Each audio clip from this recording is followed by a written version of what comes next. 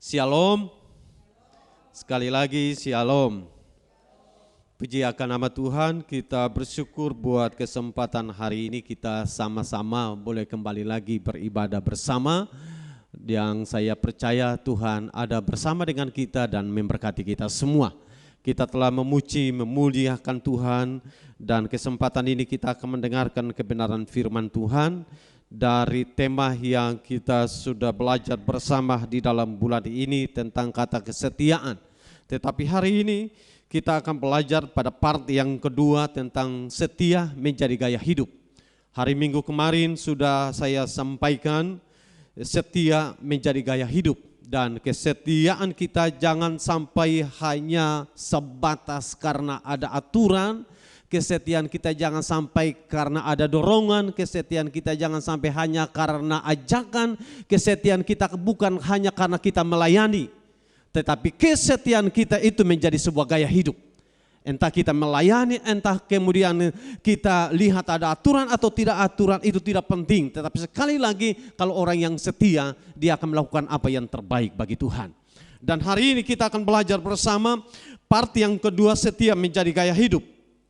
Kualitas yang harus ditunjukkan oleh seorang sebagai anak Tuhan itu adalah kesetiaan. Dan kesetiaan itu harus dibuktikan kualitasnya.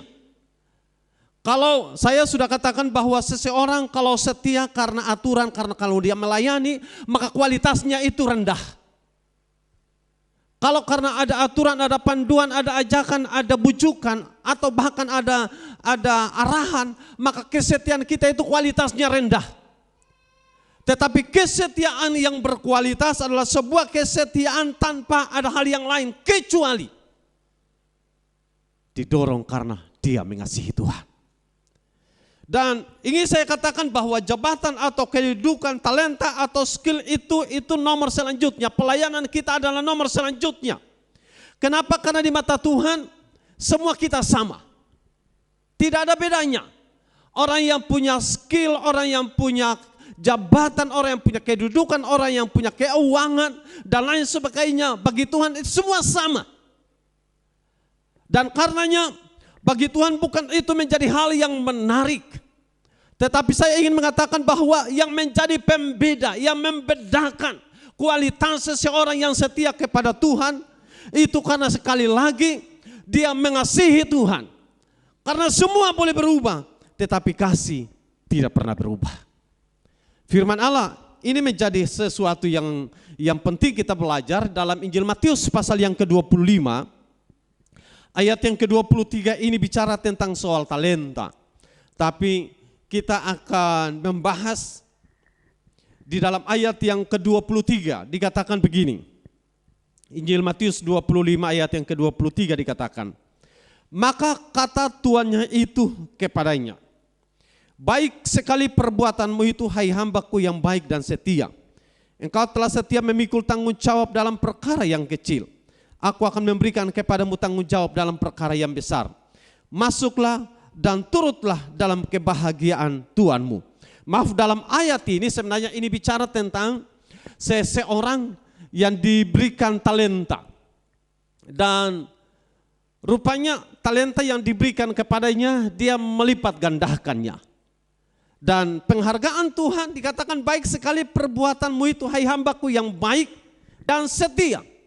Jadi tidak hanya sebatas kata baik, tapi disambung kata setia.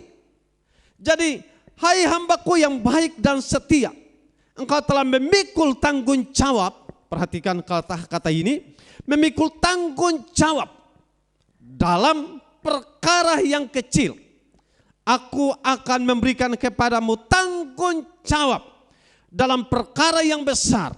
Masuklah dan turutlah dalam kebahagiaan Tuhanmu. Dari ayat ini kita temukan bahwa penerima talenta kita tahu ada 5, ada 2, ada 1. Tapi penerima 5 dan 2, pernyataan dari sang Tuhan yang sama, baik hambaku yang baik dan setia. Beda dengan penerima 1 talenta. Dikatakan jahat dan apa saudara? Malas. Nah, setia selalu ada hubungannya dengan taat. Orang Ambon istilah dia dengar-dengaran. Dia rajin. Setia selalu ada hubungannya dengan taat, dengan rajin atau taat. Istilah orang Ambon dengar-dengaran. Rajin, setia selalu ada hubungannya dengan bertanggung jawab. Setia ada hubungannya dengan kata sabar. Dan setia ada hubungannya dengan kata korban. Nah, semua itu adalah bukti, sekali lagi bukti kasih kita kepadanya. Karena semua yang di dunia ini sifatnya sementara. Semua yang di dunia ini semua fana. Tapi yang abadi adalah kasih. Dan karenanya apa yang tadi saya katakan berkaitan dengan setia dalam hubungannya dengan taat, rajin, bertanggung jawab, sabar dan penuh dengan korban, itu bagian dari hal-hal yang saya pastikan akan menjadi bagian yang penting dalam kehidupan kita merujuk kepada kasih kita kepada Tuhan. Nah, sehingga dengan demikian dalam dunia pelayanan dituntut kesetiaan. Sekali lagi dalam dunia pelayanan dituntut kesetiaan. Bukan sebatas kata-kata, komitmen, akan tetapi perbuatan harus dibuktikan dalam kesetiaan. Jadi ini bukan zamannya lagi. Tuhan beta mau setia. Ini bukan zamannya lagi. Ini bukannya zaman lagi kita hanya sebatas berkomitmen. Bukan zamannya lagi. Ini bukan zamannya lagi hanya kata-kata. Ini bukannya zaman lagi kita hanya menangis, saudara. Ini bukannya zamannya lagi hanya berbahasa roh saja. Ini bukannya zaman lagi hanya menampilkan skill kita. Ini zamannya kita aksen kesetiaan. Ini zamannya. Jadi saudara tidak perlu kata-kata, saudara setia saja. Karena kesetiaanmu akan membuktikan engkau punya kata-kata. Ini zamannya. Apakah kemudian saya katakan tadi itu hal-hal yang tidak penting? Bagi saya itu penting. Semua itu penting. Berkomitmen, berkata-kata, menangis di hadapan hadirat Tuhan, berbahasa roh, memainkan segala skill kita, itu penting. Tapi sekali lagi akan lulu di hadapan ketidaksetiaan kita. Jadi semua akan menjadi penting kalau kemudian kita aksen.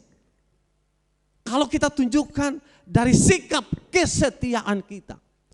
Kan banyak orang ini, Tuhan beta mau setia. Dia menangis di hadapan Tuhan. Bahkan yang lebih rohani lagi, dia punya bahasa roh. Sandal lama, sandal baru dan lain sebagainya kadangkala. Tapi dia tidak setia. Apa arti semua itu? Sehingga tadi sudah saya katakan, ini bukannya nyaman lagi hanya sebatas kata-kata.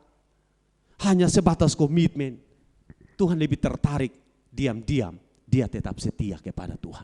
Daripada banyak kata tapi tidak melakukan satu pun.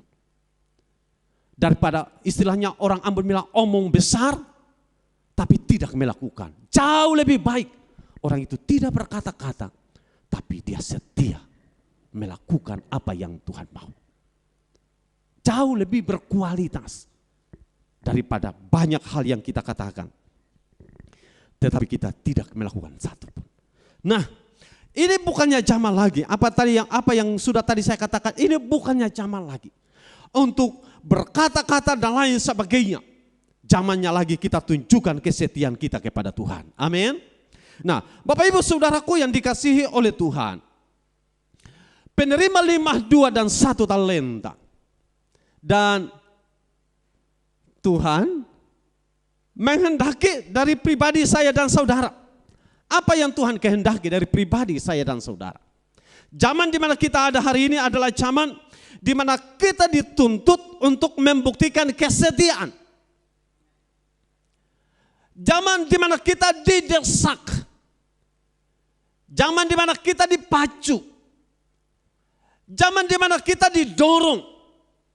Supaya benar-benar kita menjadi orang yang menunjukkan kesetiaan di dalam hal ketaatan.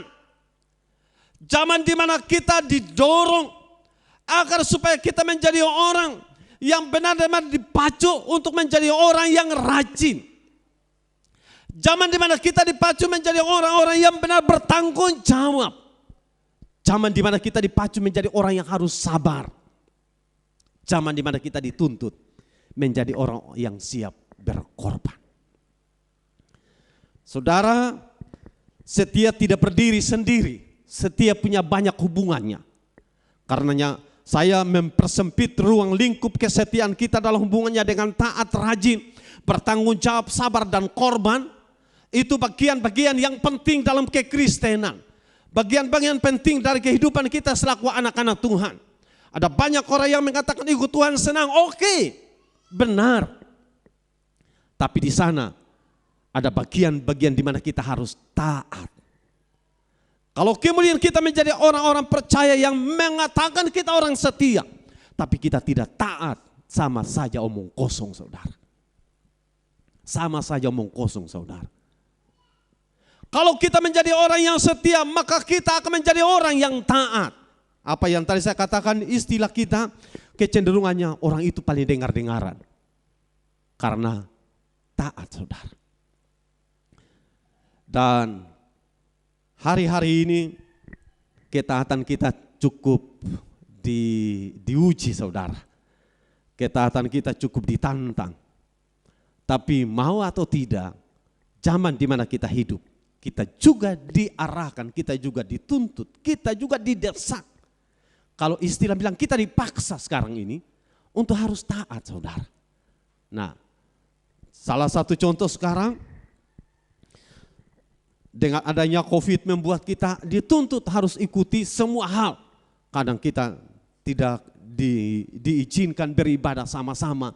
Bahkan beribadah tidak boleh banyak orang. Bahkan beribadah tidak boleh kumpul sama dengan ikan sambilan. Kita tidak boleh kumpul sampai lebih dari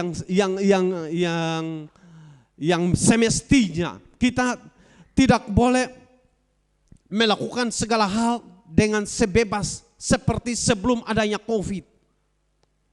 Kita dipaksa, saudara, untuk harus taat. Kalau dunia kesehatan sendiri demikian, apalagi Tuhan. Saya percaya tuntutan Tuhan jauh lebih tinggi dari tuntutan karena hanya kesehatan.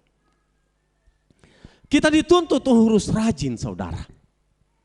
Kalau gereja Sidang Jemaat Allah ada moto cinta Tuhan, rendah hati, jujur, dan rajin, saudara. Jadi kita dituntut rajin.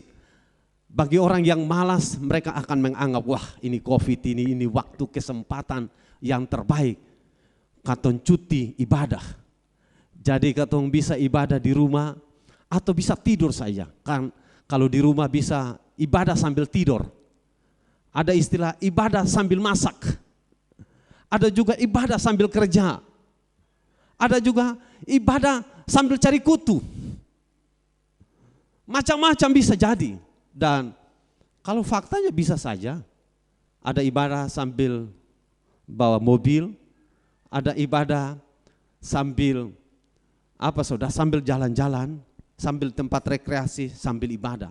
Semua itu saya bisa katakan tidak salah. Tapi hubungan kita dengan Tuhan penting dipelihara. Tujuan kita menjadi rajin dalam hubungannya dengan Tuhan. Supaya sekali lagi jangan sampai hubungan kita dengan Tuhan terputus. Jangan sampai kemudian semua larangan-larangan tidak boleh datang beribadah di tempat ini. Dan hubungan kita dengan Tuhan terputus. Apa yang sudah tadi saya katakan sejak awal. Jangan sampai kemudian kita menganggap dengan dilarangnya kita datang beribadah karena ini adalah proker kesehatan. Maka membuat kita semua menjadi orang yang tidak bisa beribadah. Dan memungkinkan itu kesempatan orang menganggap bahwa ini libur ibadah, saudara. Dan akhirnya karena libur ibadah berarti libur komunikasi, libur hubungan dengan Tuhan. Semua dipendik. Saya mengatakan kita hanya dilarang kumpul sama-sama. Tapi untuk hubungan dengan Tuhan itu tidak boleh berhenti, saudara. Karenanya gereja selalu berusaha tanpa harus kumpul sama-sama, tetapi harus mensiasati untuk bisa melayani saudara lewat media, lewat segala macam, supaya hubungan saudara dengan Tuhan itu terpelihara. Hal yang kedua, agar supaya jiwa saudara yang terkait dengan rajin itu terus tumbuh di hati saudara, sekalipun kita tidak kumpul sama-sama. Yang berikut berkaitan dengan setia selalu ada hubungannya dengan bertanggung jawab. Bertanggung jawab ini penting. Selaku anak-anak Tuhan, kita bertanggung jawab dengan kehidupan kita dalam kekekalan. Masing-masing kita akan bertanggung jawab. Saya tidak bisa bertanggung jawab untuk satu orang. Yang seseorang tidak bisa bertanggung jawab untuk kehidupan kekal orang yang lain. Masing-masing kita bertanggung jawab. Kalau masing-masing kita bertanggung jawab, pertanyaan pentingnya adalah sejauh mana kita telah bertanggung jawab untuk diri kita sendiri. Sebelum Tuhan meminta pertanggungjawabkan dari saya dan saudara, sudahkah kita melakukan dengan tanggung jawab penuh selaku orang yang percaya? Orang yang percaya, kita selalu mengistilahkan atau mengartikan kata orang Kristen, orang percaya. Dan selalu kita mengatakan bahwa orang-orang yang dipanggil keluar dari kegelapan, karenanya ada gereja, ada istilah gereja dan lain sebagainya, dipanggil keluar dari kegelapan. Artinya menjadi orang yang percaya, menjadi orang Kristen, berarti kita telah dipanggil keluar dari kegelapan. Kita telah tinggalkan segala hidup yang lama, kita sekarang hidup dalam kehidupan yang baru. Pertanyaannya, apakah kehidupan kita dalam kehidupan yang baru berbeda dengan kehidupan sebelum kita dipanggil? Dan karenanya setelah kalau kita merasa kita sudah dipanggil keluar dari kegelapan, kita bertanggung jawab dengan hidup kita untuk melakukan yang dikehendaki oleh Tuhan. Hal yang keempat, selalu ada hubungannya dengan kata sabar. Dan ada istilah begini, sabar itu subur. Kenapa? Karena sabar itu berat. Sabar itu sulit. Sabar itu butuh apa saudara? Butuh emosi yang punya kualitas. Tidak semua orang bisa menjadi sabar. Tetapi kita dituntut dalam kehidupan orang percaya, kita dituntut sabar. Kenapa? Poin ini penting, kata setia. Karena kalau orang yang setia, dia akan sabar menunggu jawaban Tuhan. Kalau kita tidak sabar menunggu jawaban Tuhan, maka sudah tentu kita tidak akan menikmati jawaban Tuhan. Kalau kita menjadi orang yang setia, maka kita akan menjadi orang yang sabar. Setia hubungannya dengan sabar. Kalau setia tapi tidak sabar, berarti dia tidak setia. Setia selalu ada hubungannya dengan sabar. Menanti janji kedatangan Tuhan butuh kesabaran kita. Kalau saudara menanti seseorang, saudara harus sabar. Dan dalam sabar saudara akan setia. Jadi selalu ada hubungannya. Tidak bisa kata setia tidak sabar atau sabar tidak setia. Selalu setia, ada kata sabar di sana. Nah, dalam mengiring Tuhan butuh kesabaran kita. Kenapa butuh kesabaran? Karena bukankah perjalanan kita ini tidak seindah, tidak selancar melewati jalan tol. Saudara yang kalau sudah pernah jalan ke desa-desa yang belum ada aspal, saudara akan temukan bagaimana beratnya medan perjalanan itu. Saya sudah melewati beberapa medan perjalanan ke desa-desa yang cukup berat, yang walaupun dilewati dengan mobil, tapi beberapa medan yang cukup berat. Ke atas gunung, sekitar 20 cm dari ban mobil, jurang. Nah, jurangnya itu hampir bisa 1-2 kilo. Tak salah bisa jatuh. Tidak mungkin naik ke sana karena di sini ada gunung. Belum lagi dengan lumpur dan lain sebagainya, yang kadang-kala lumpur itu hampir menutupi ban mobil saudara. Tetapi ada yang lain di mana kalau kita di kota di sini melewati dengan jalan aspal. Walaupun ada beberapa bagian yang berlobang jalannya, tapi tidak sampai berkilo-kilo. Ada beberapa tempat yang dari awal sampai masuk tujuan atau tiba di tempat tujuan sama seperti orang menari di atas mobil. Dan bagian-bagian ini menarik bahwa dibutuhkan kesabaran hidup kita ini sama seperti sebuah kehidupan yang kadang-kala bisa melewati jalan tol, tetapi kadang-kala kita harus melewati jalan yang berbukit, kadang harus melewati jalan yang berlubang, kadang-kala kita harus juga melewati jalan yang berbatu-batu, kadang-kala kita harus melewati jalan yang berlumpur. Kita melewatinya, apakah kita harus bisa terima saat kita melewati jalan tol dan kita menjadi marah ketika kita melewati jalan yang berlumpur? Tidak bisa. Mengiring Tuhan butuh kesabaran di sana. Amin. Kesabaran. Kalau kita tidak sabar, maka sudah tentu kita tidak akan sampai mencapai garis finish. Hal yang keempat, yang kelima, setia selalu ada hubungannya dengan kata korban. Bagian-bagian ini penting, kita bisa korban waktu kita. Kita bisa korban tenaga kita. Kita juga bisa korbankan harga diri kita. Kita juga bisa korban pikiran kita. Bahkan membuat orang kadang menjadi stres dan lain sebagainya. Kita bisa korban banyak hal dalam hidup ini. Tetapi sekali lagi, dalam mengiring Tuhan dituntut korban. Dalam perjanjian lama, setiap orang yang datang mempersembahkan atau datang ke bait Allah atau mereka datang ke kemah pertemuan, mereka bawa korban. Setiap mereka yang melakukan kesalahan dan dosa butuh korban. Dan kita yang hidup di era perjanjian baru pun korban dituntut. Dan ingin saya katakan bahwa macam-macam korban, apa yang tadi saya sampaikan sebagian dari korban saya dan saudara.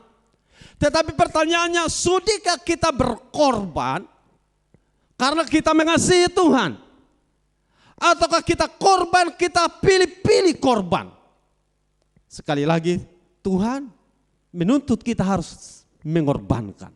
Kita harus punya korban di hadapan Tuhan. Dan biasanya orang mengistilahkan begini, datang ke ibadah, bawa kolekta lain sebagainya, kadang menghubungkannya dengan kata korban. Saya mau ingin mengatakan, boleh saja orang istilahkan kalau datang bawa kolekta atau lain sebagainya, itu bagian dari korban. Silakan orang mengistilahkan, dan bagi saya itu juga tidak salah. Tetapi jauh lebih penting buat saya, hati saya dan saudara perlu korban di hadapan Tuhan. Jangan sampai kita cuma datang bawa uang. Saya di masa waktu saya masih di SMA, dan orang titip kolekta mereka. Mereka tidak datang ke ibadah, mereka titip kolekta mereka. Mereka mengatakan, ini saya punya apa ya, istilah dulu itu apa ya, bukan kolekta, ada satu istilah. Dan mereka mengatakan, ini tolong bawa ya. Buat saya kalau kita masih punya waktu, kenapa harus titip-titip? Lain soal kalau memang semua dibatasi seperti kita di zaman COVID ini. Tapi kalau semua bisa, kenapa tidak? Tuhan tidak tertarik dengan titip-titip uang itu selama masih bisa untuk kita datang untuk beribadah. Kalau tidak bisa seperti zaman COVID ini, makanya kita tidak bisa datang semuanya, dan karenanya orang beribadah dari rumah, dan mereka karena mereka beribadah di rumah, mereka titip ke seorang atau yang lain, kolekta mereka itu bukan masalah. Tapi kalau di zaman semua menjadi baik-baik saja, lalu karena hanya roh malas membuat dia tidak datang dan titip kolekta dia, buat saya sih itu tidak wajar. Jauh lebih sehat kita datang dalam persekutuan. Dan itu korban. Orang yang datang itu adalah korban. Dan kita selaku anak-anak Tuhan dituntut harus korban. Bagi anak-anak Tuhan yang tidak siap berkorban, maka dia bukan menjadi orang yang setia. Orang yang setia dia siap korban. Amin. Dan korban tidak harus kita hitung-hitung.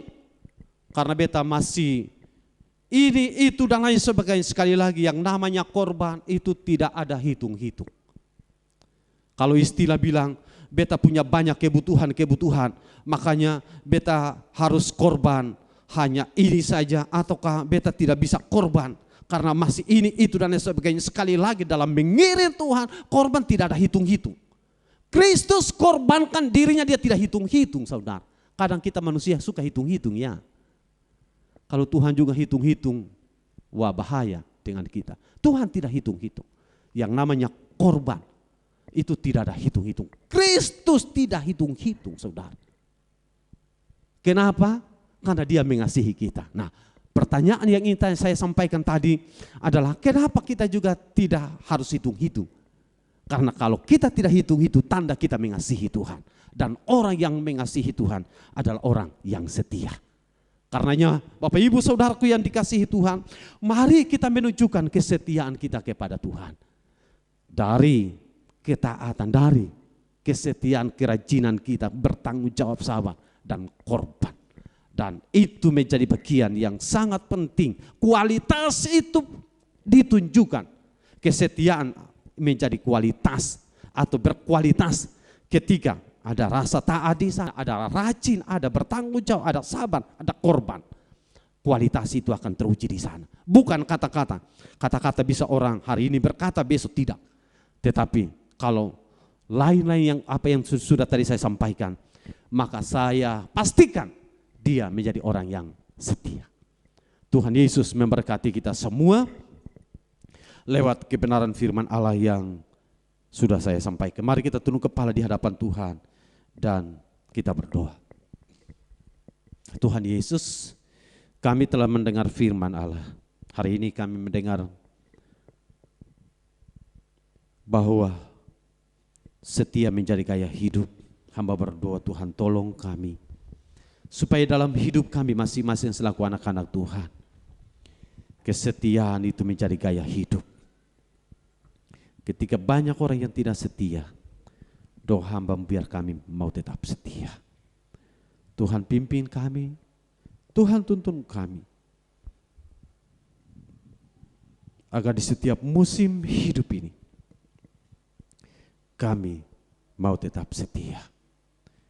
Terima kasih Bapa yang baik. Berkati setiap umat-Mu. Berkati setiap anak-anak-Mu. Berkati setiap orang yang mengikuti ibadah, sekalipun lewat media. Berkati anak-anak-Mu, anak-anak Tuhan, jemaat-Mu, di mana mereka juga sebagian mengikuti lewat media. Tuhan berkati kami. Berkati setiap kami umat-Mu yang berkesempatan hadir hari ini. Ajar kami supaya kami menjadi orang yang setia. Dan itu menjadi gaya hidup kami. Terima kasih Tuhan. Terima kasih. Hamba serahkan hidup ini ke dalam tangan-Mu. Dan biar Tuhan tolong kami. Dalam nama Yesus. Haleluya.